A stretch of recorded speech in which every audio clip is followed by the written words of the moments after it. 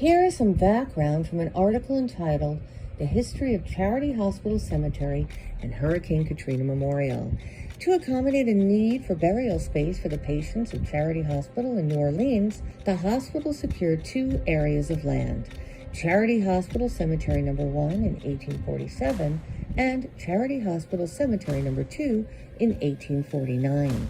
Between the 1850s and the 1920s, Charity Hospital Cemetery No. 2 was used to bury thousands of people who perished at Charity Hospital.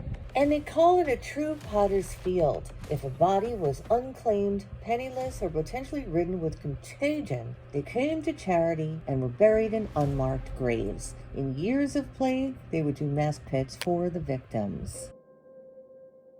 Estimates of how many souls are buried here range from 100,000 to 150,000. There are only two monuments in the whole cemetery. One plain metal cross next to a crepe myrtle tree added in 1989, and a thank you from medical alumni to those who had donated their bodies. The New Orleans Hurricane Katrina Memorial, in honor of those killed during Hurricane Katrina, was built at Charity Hospital Cemetery No. 1. This is a final resting place for 86 unidentified victims of Hurricane Katrina who died in the storm, as well as 1,100 identified people who also perished in the storm. The memorial is made with mausoleums arranged in a spiral, using the shape of a hurricane to comprise a meditative labyrinth.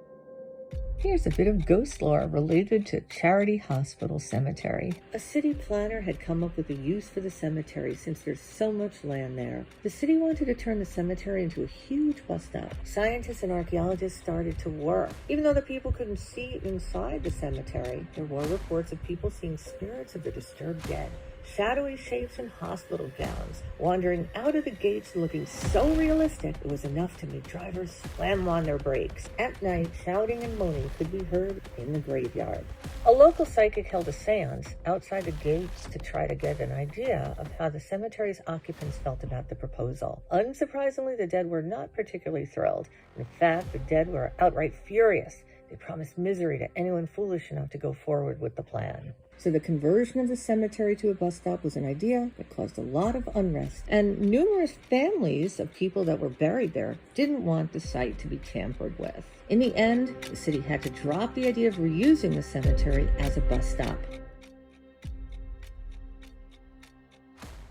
We went on a ghost tour this time around that took us to Charity Hospital Cemetery. We took a lot of pictures, but we didn't actually capture anything. 2 years ago, the last time we were at Charity Hospital Cemetery, in the same part of the cemetery that we went to this time around, we were far behind a tour group, and we took a couple of pictures, one right after the other. And what we saw was what looked like, when we zoomed in, a hooded figure behind the tour group. We were told by a couple of tour guides that you're more likely to see spiritual activity when you're photographing groups of people. I'm not sure why. They're attracted to, I guess, the energy of a group of people. The tour guide from this time around told us typically what's captured on film in the Charity Hospital Cemetery are what are called shadow people. And what shadow people are featureless. They tend to have variations in terms of their transparency, and they're silhouetted. And we realized that that description fit what we were seeing.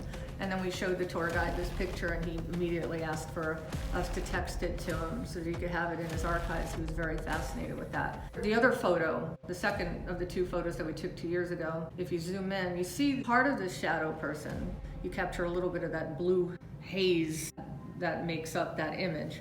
But in addition, if you look above where that part of that figure is, you see what looks like a large head, almost like a Cupid doll. You see the eyes and the nose and the mouth. That could be pareidolia. I showed this to the tour guide, and he wasn't as impressed with it. He said it's interesting, but the other thing is much more interesting to him, the possible shadow figure.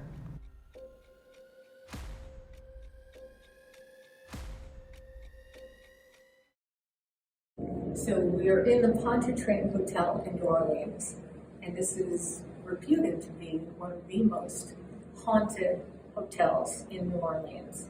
We're on the 11th floor, and this whole hotel is home to at least 25 ghosts. The building was built in 1927.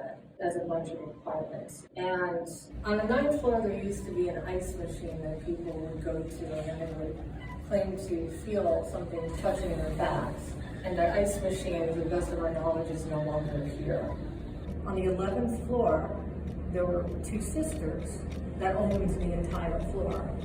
And legend has it that one of the sisters, in a jealous rage, tried to murder her own sister by lighting fire to this floor.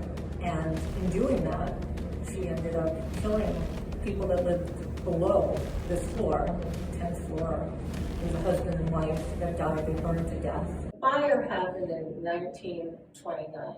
And in addition, there were other people that died, and this place is just supposedly riddled with ghosts, human spirits.